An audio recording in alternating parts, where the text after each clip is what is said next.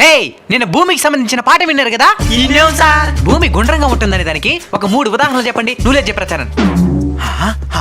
Sir నేను పాఠం చెప్పేటప్పుడు మీరే చెప్పినారు సార్, భూమి గుండ్రంగా ఉంటుందని. అదొక ఉదాహరణ.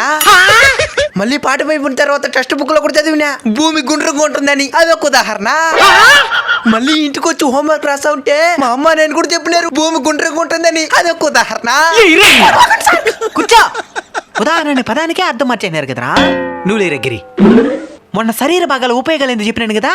తలకాయ దేనికి ఉపయోగపడుతుంది చెప్పు? అప్పు తీర్చేదానికి. అప్పు తీర్చేదానికా? ఎట్టా? తల తాకట్టు పెట్టైన అప్పు తీర్చాలంటారు కదా. మరి ముక్కు ఎందుకు ఉపయోగపడుతుంది? అప్పు వసూలు చేసేదానికి. అదెట్టా?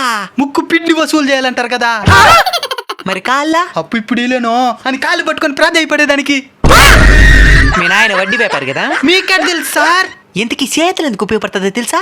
దేనికే? నిన్ను